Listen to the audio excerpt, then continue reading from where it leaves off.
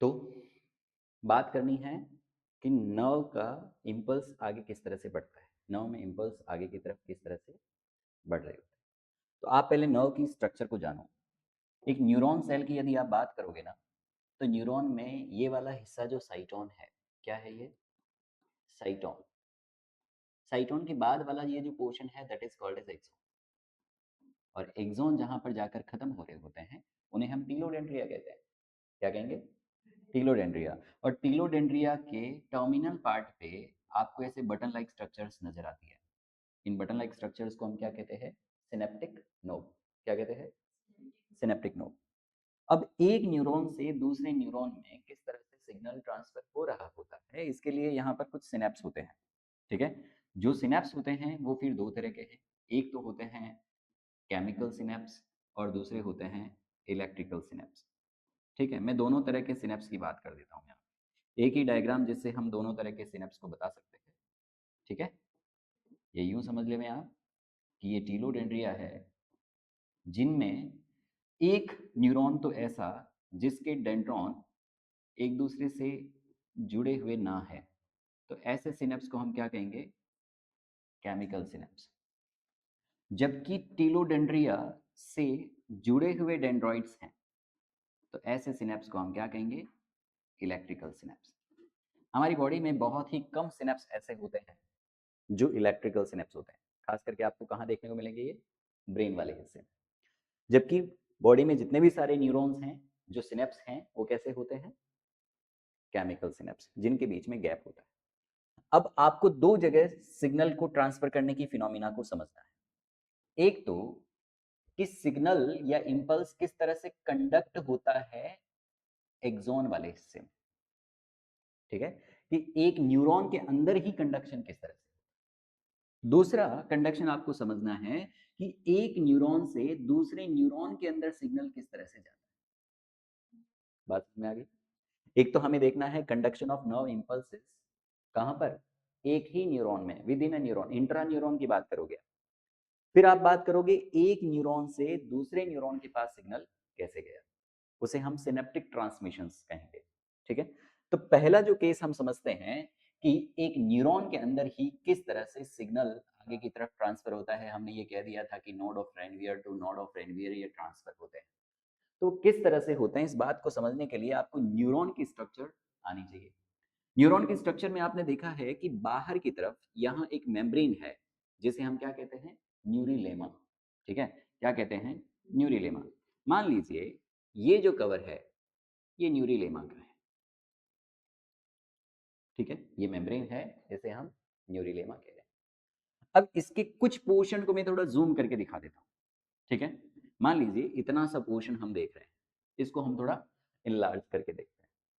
जब आप इसे इनलार्ज करोगे तो आपको कुछ ऐसी स्ट्रक्चर नजर आएगी, क्योंकि मेम्ब्रेन किसकी बनी होती है? लिपिड और प्रोटीन की। इसके अलावा यहाँ पर कुछ चैनल्स होते हैं। यहाँ पर मैंने लिपिड और प्रोटीन के अलावा कुछ चैनल्स भी रिप्रेजेंट किए। जैसे आप देखोगे कि मैंने एक चैनल तो ऐसा बताया है, ठीक है, जो रेड कलर से मैंने रिप्रेजेंट कर दिया। ये होते हैं voltage gated channel. Red colour से मैंने रिप्रेजेंट किया है पोटेशियम वोल्टेज गेटेड चैनल। कौन सा? Potassium voltage gated channel. फिर दूसरा मैंने येलो कलर से रिप्रेजेंट किया है ना? एक चैनल ऐसा है जो सोडियम को ट्रांसफर करवा पाएगा, तो इसे हम कहेंगे सोडियम वोल्टेज गेटेड चैनल, है ना? सोडियम वीजीसी। वीजीसी क्या होते हैं? वोल्टेज गेटेड चैनल क्या होते हैं कि जब कोई वोल्टेज में डिफरेंस होवे तब वो ओपन अथवा क्लोज हो जाए।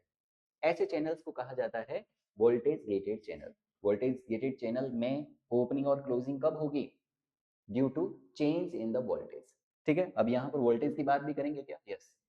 फिर आ जाते हैं आप, और क्या है यहाँ पर? एक मैंने पिंक कलर से रिप्रेजेंट किया है विच इज लाइक दैट। इस तरह से मैंने रिप्रेजेंट किया है, आप देख पा रहे होंगे। इसे हम क्या कहते हैं? Sodium potassium pump. ठीक है, तीन तरह के पंप, तीन तरह की हमने स्ट्रक्चर्स यहाँ पर चैनल्स हमने बताए हैं। एक तो है सोडियम वोल्टेज गेटेड चैनल, दूसरा है पोटेशियम वोल्टेज गेटेड चैनल, और तीसरा है सोडियम पोटेशियम पंप। ठीक है, इनिशियली आप देखेंगे, अच्छा सोडियम पोटेशियम पंप की स्पेशलिटी क्या है कि ये तीन सोडियम को बाहर फेंकता है। ठीक है, जब एक बार ये काम करता है तो ये क्या करता है, 3 सोडियम को बाहर फेंकेगा, 3 सोडियम बाहर आ जाएंगे और 2 पोटेशियम को ये अंदर की तरफ धकेलता है। ठीक है, 2 पोटेशियम को ये अंदर की तरफ धकेलेगा। बात समझ में आ रही है? सोडियम पोटेशियम पंप काम कब कर रहा होता है, जब एनर्जी सप्लाई हो रही है ना, जब एनर्जी मिलेगी। ये काम कब, एक्टिव ट्रांसपोर्ट वाली सिचुएशन में ही वर्क करता है ना। तो ये एटीपी का यूज करके काम कर रहा होगा, तो ये कॉन्सेंट्रेशन ग्रेडियंट के अपोजिट भी काम कर सकता है ना। कॉन्सेंट्रेशन ग्रेडियंट के अपोजिट ये क्या करेगा, 3 सोडियम को बाहर फेंकेगा और 2 पोटेशियम को अंदर लेके। अब समझो आप, मान लीजिए फर्स्ट केस हम बात कर रहे हैं जहां पर हम पोलराइजेशन क्यों मेंटेन होता है इस बात को समझने का प्रयास करो। क्या बोला कि जब सोडियम पोटेशियम पंप ने काम किया तो इसने 3 पोटेशियम को बाहर की तरफ धकेला, ठीक है, और बदले में ये 2 पोटेशियम को अंदर की तरफ धकेल रहा है। तो आप देखेंगे कि दोनों चार्ज में डिफरेंस है, बाहर की तरफ पॉजिटिव चार्ज क्या है, ज्यादा, अंदर की तरफ पॉजिटिव चार्ज क्या है, कम है। अंदर की तरफ कोई नेगेटिव चार्ज नहीं होता, अंदर जो न्यूरॉन होता है वो नेगेटिवली चार्ज नहीं होता, इट इज लेस पॉजिटिव। कैसा होता है, पॉजिटिव चार्ज कम। दूसरी बार यदि सोडियम पोटेशियम पंप ने काम किया तो क्या होगा, वही 2 पोटेशियम अंदर की तरफ और 3 सोडियम बाहर की तरफ। बात समझ पा रहे हो? फिर हम देख रहे हैं 2 चार्ज का डिफरेंस आ गया, पहले एक ही चार्ज का डिफरेंस था, एक बार और सोडियम पोटेशियम पंप ने काम किया तो 2 चार्ज का डिफरेंस आ गया।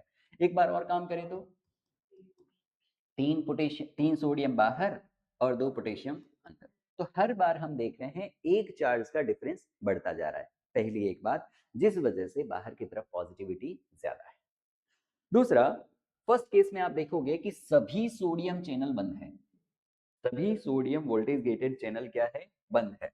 ऐसा होने से सोडियम बाहर से अंदर की तरफ नहीं आ रहा, ठीक है, लेकिन कुछ कुछ पोटेशियम वोल्टेज गेटेड चैनल खुले हुए हैं। यहां पर आप देखोगे ये पोटेशियम का वोल्टेज गेटेड चैनल है, तो पोटेशियम की कॉन्सेंट्रेशन ज्यादा किधर है, अंदर की तरफ, और बाहर की तरफ पोटेशियम की कॉन्सेंट्रेशन क्या है, कम है। तो पोटेशियम को जाना चाहिए किधर से किधर, from higher concentration to lower concentration.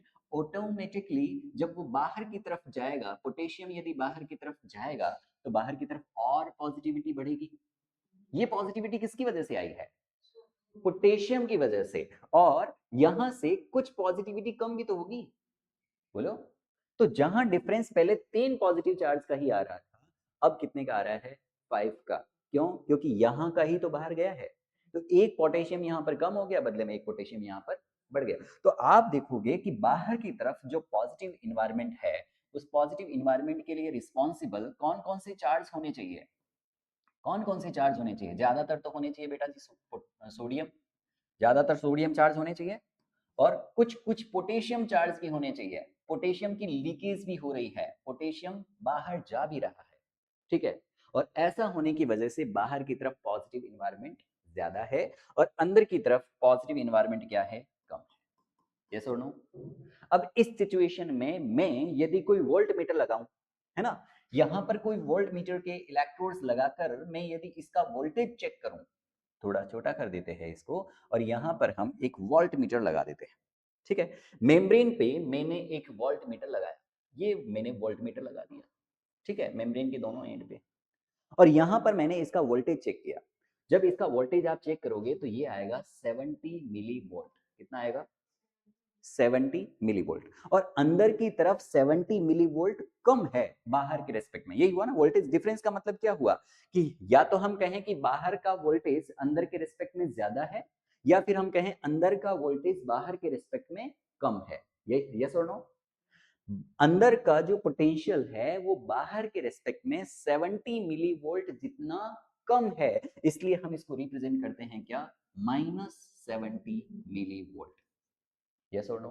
आप देखोगे कि मेम्ब्रेन के दोनों तरफ पोलैरिटी मेंटेन हो गई है, बाहर की तरफ मोर पॉजिटिव, अंदर की तरफ लेस पॉजिटिव। इस सिचुएशंस को ही हम क्या नाम देते हैं, इसी सिचुएशंस को हम कहते हैं क्या, पोलराइजेशन। क्या कहते हैं बेटा, पोलराइजेशन।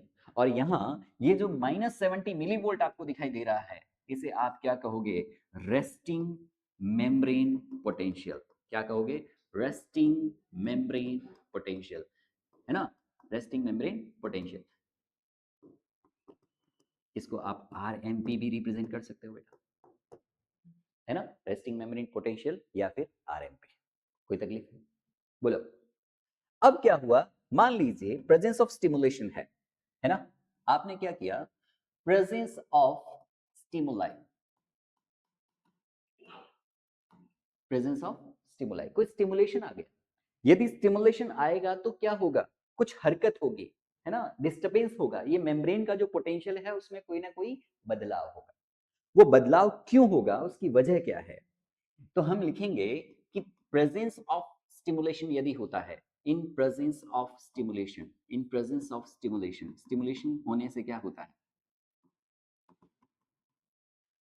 सम sodium voltage gated channel gate open, कुछ सोडियम चैनल खुलते हैं, सारे नहीं, क्या बोला, कुछ सोडियम चैनल खुलते हैं।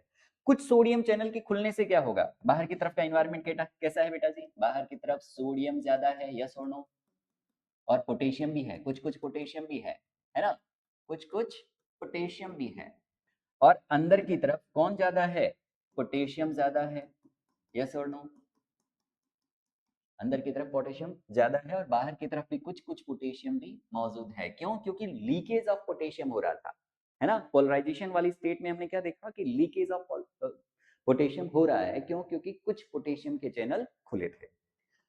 यहां जब केस 2 की आप बात कर रहे हो, स्टिमुलेशन प्रेजेंट हो गया है, तो स्टिमुलेशन क्या करता है, कुछ सोडियम वीजीसी को ओपन करता है, और यदि ऐसा होता है तो क्या होगा कि सोडियम अपनी हायर कॉन्सेंट्रेशन से लोअर कॉन्सेंट्रेशन की तरफ जाए, और सोडियम की कॉन्सेंट्रेशन ज्यादा किधर है, बाहर की तरफ, और अंदर की तरफ क्या है, कम है। यदि बाहर की तरफ सोडियम ज्यादा है तो sodium will enter into, sodium will enter, sodium will enter inside the cell, membrane के अंदर की तरफ आने लगेगा पोटेशियम। बात समझ में आ रही है? लेकिन इस सिचुएशन में मैंने पोटेशियम के वोल्टेज गेटेड चैनल को क्या कर दिया है, क्लोज कर दिया है, मींस पोटेशियम अब अंदर से बाहर नहीं जा रहा। बात समझ में आ रही, पोटेशियम बाहर नहीं जा रहा, ऐसी सिचुएशन, अच्छा बाहर नहीं जा रहा, नहीं, हाँ ठीक है, पोटेशियम बाहर नहीं जा रहा, इस वजह से पोटेशियम की वजह से जो डिफरेंस आ रहा था वो नहीं हो रहा, लेकिन सोडियम बाहर से अंदर आ रहा है, तो अंदर की पॉजिटिविटी कुछ बढ़ रही है, यस और नो। अब अंदर की पॉजिटिविटी बढ़ने की वजह कौन हुआ, सोडियम की इनफ्लक्स, है ना, ऐसा होने से क्या होगा, influx of sodium, influx of sodium होगा, लेकिन ये रैपिड इनफ्लक्स नहीं होगा, है ना, क्योंकि सारे सोडियम के चैनल खुले नहीं।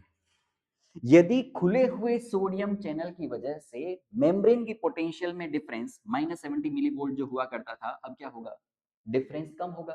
बोलो, डिफरेंस कम होके कितना हो जाएगा, मान लीजिए -65 हो रहा है, बोलो, मान लीजिए -61 हो रहा है, और मान लीजिए -60 हो रहा है।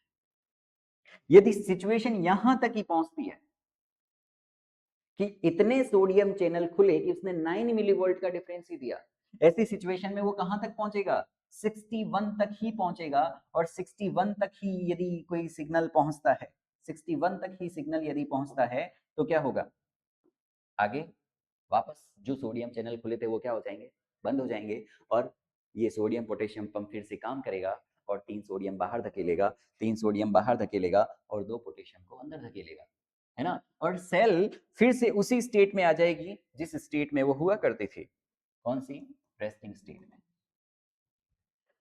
ठीक है, एक केस तो ऐसा हो सकता है कि इतने ही सोडियम चैनल खुले कि उन्होंने डिफरेंस कितने का दिया है, सिर्फ 9 मिलीवोल्ट का, और सिर्फ 9 मिलीवोल्ट का डिफरेंस यदि आता है तो वापस से सारे सोडियम चैनल क्या हो जाएंगे, बंद हो जाएंगे, और सेल फिर से उसी स्टेट में आने का प्रयास करेगी जिसमें वो पहले हुआ करती थी, कौन सी, पोलराइज स्टेट में, यस और नो।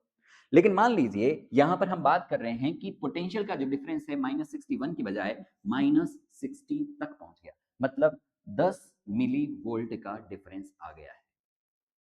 ठीक है, जैसे ही ये 10 मिली वोल्ट का डिफरेंस आता है तो क्या होगा, जैसे ही 10 मिली वोल्ट का डिफरेंस आता है, इस सिचुएशन में सभी सोडियम चैनल क्या हो कर दिए जाते हैं, ओपन कर दिए जाते हैं। तो आप यहां देखोगे कि बाहर की तरफ जो पॉजिटिव इन्वायरमेंट था वो किस वजह से था, सोडियम, ज्यादा तो सोडियम की वजह से था, और कुछ कुछ पोटेशियम के चार्जेस भी थे, क्यों, क्योंकि पोटेशियम का लीकेज हो रहा था, है ना, इनिशियल स्टेज में, बोलो। लेकिन अंदर की तरफ कौन से चार्जेस हुआ करते थे, सिर्फ पोटेशियम हुआ करते थे, लेकिन अब हमने सारे के सारे सोडियम चैनल यदि खोल दिए हैं, then it will be rapid influx, it will be rapid influx of sodium होगा। सोडियम का इन्फ्लक्स होगा बहुत तेजी से। सभी सोडियम चैनल खोल दिए जाएंगे तो क्या होगा, सभी सोडियम चैनल यदि खोल दिए जाते हैं तो सोडियम बहुत तेजी से अंदर जाने लगता है। बात समझ में आ रही है? तो फिर ये जो पोटेंशियल डिफरेंस जो -60 तक पहुंच गया था, वो कैसा होगा, -50 तक पहुंचेगा, बोलो -30 पहुंचेगा, बोलो -10 पहुंचेगा, अरे बोलो ना 0 पहुंचेगा, और हो सकता है +10 मिली वोल्ट, हो सकता है +30 मिली वोल्ट तक पहुंच जाए। बोलो ना, मतलब सेल उल्टी पोलराइज हो जाएगी पहले के रिस्पेक्ट में, और ये सिचुएशन कहलाती है क्या, डीपोलराइजेशन। बात समझ में आ गई? डीपोलराइजेशन ही रिप्रेजेंट करता है कि सिग्नल आगे की तरफ ट्रांसफर हो रहा है। रैपिड इन्फ्लक्स ऑफ सोडियम होने की वजह से जो पोटेंशियल का डिफरेंस है वो -60, -50, -30, -10, 0, +10 और कई बार +30 तक पहुंच जाता है। ठीक है, ये सिचुएशन किसको रिप्रेजेंट करती है, डीपोलराइजेशन को। अब मुझे क्या करना है, क्या सेल को इसी स्टेट में रखना है, बोलो, क्या सेल को इसी स्टेट में रखना है? नहीं, हमें सेल को फिर से तैयार भी करना है कि वो दूसरा सिग्नल ले पाए। अच्छा मुझे बताओ फिर थ्रेशोल्ड स्टिमुलेशन कितना होगा, 10 मिलीवोल्ट। 10 मिलीवोल्ट का डिफरेंस तो होना ही चाहिए। थ्रेशोल्ड के बाद में एक्शन पोटेंशियल जनरेट हुआ है ना, इतना की सेल डीपोलराइज हो गई। अब हम क्या करते हैं, हमें चाहिए कि भाई अभी क्या हो गया, अंदर की तरफ सोडियम ज्यादा आ गया था, पिछले केस की वजह से क्या हो गया था, अंदर की तरफ सोडियम ज्यादा आ गया था, और पोटेशियम तो ऑलरेडी ही ज्यादा था, पोटेशियम तो पहले से यहां पर क्या था, ज्यादा था। यस और नो?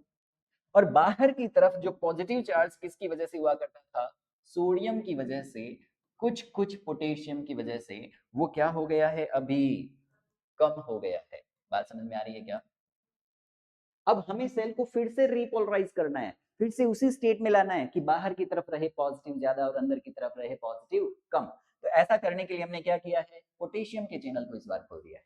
ठीक है, सभी पोटेशियम चैनल को एक साथ खोल दिया जाएगा। जैसे ही सभी पोटेशियम चैनल खुलेंगे, पोटेशियम की कॉन्सेंट्रेशन इस बार कहाँ ज्यादा है, अंदर की तरफ ज्यादा है, और बाहर की तरफ क्या है, कम है। तो क्या पोटेशियम अंदर से बाहर जाना शुरू करेगा, और जैसे ही पोटेशियम अंदर से बाहर जाना शुरू करेगा तो पोटेशियम की कॉन्सेंट्रेशन बाहर की तरफ बढ़ने लगेगी, पॉजिटिव चार्ज बाहर की तरफ बढ़ने लगेगा। और ऐसी सिचुएशन में जो आपने देखा क्या हो रहा था, +30, वो डिफरेंस अब +10, फिर 0, फिर -10, फिर -30, -50, -70, -80 तक भी पहुंच सकता है। बोलो, क्योंकि रैपिड आउटफ्लक्स ऑफ पोटेशियम हो रहा है। क्या हो रहा है बेटा, rapid outflux, outflux of potassium हो रहा है। क्यों? क्योंकि पोटेशियम के चैनल खुल गए हैं। बात समझ में आ रही है? जब रैपिड आउटफ्लक्स होगा तो इस सेल में, इस स्टेट में सेल कैसी होगी, पोलराइज से भी ऊपर। इस कंडीशन को हम क्या कहेंगे, hyper polarize, hyper polarize. Cell रुकना चाह रही थी लेकिन रुकी नहीं, है ना। ये तो बिल्कुल वैसे है कि भाई रुकना चाहे लेकिन रुक ना पाए। भाई भागते भागते अचानक से कैसे रुक पाएंगे, आपको आपने ब्रेक लगा दिया फिर भी गाड़ी कुछ ना कुछ तो जाएगी। यहाँ पर रोक दिया कि इतना ही लाना है, लेकिन फिर भी कुछ पोटेशियम चैनल खुले थे, इस वजह से पोटेशियम बाहर। तो ऐसी कंडीशन में हम क्या कहेंगे कि सेल क्या हो गई है, रीपोलराइज। लेकिन यहाँ एक प्रॉब्लम आ गई है, सेल रीपोलराइज तो हो गई है, सेल रीपोलराइज तो हो गई है, लेकिन समस्या है एक। क्या समस्या है, मान लीजिए कि ये आपकी मेम्ब्रेन है। अरे मेम्ब्रेन को तो हमने शायद व्हाइट कलर से रिप्रेजेंट करा था ना। मान लीजिए कि ये आपकी मेम्ब्रेन है, और इस मेम्ब्रेन में बाहर की तरफ पॉजिटिविटी ज्यादा है और अंदर की तरफ पॉजिटिविटी कम है। बात समझ में आई है क्या? अरे बोलो ना, अंदर की तरफ पॉजिटिविटी कम है, लेकिन एक समस्या हो गई। क्या समस्या हो गई कि पिछली बार जब हमने पोलैरिटी की बात करी थी तब बाहर येलो येलो ज्यादा था, येलो येलो ज्यादा था, इसका मतलब क्या था, सोडियम ज्यादा था और अंदर की तरफ पोटेशियम ज्यादा था। लेकिन आज क्या हो गया, आज तो उल्टा हो गया।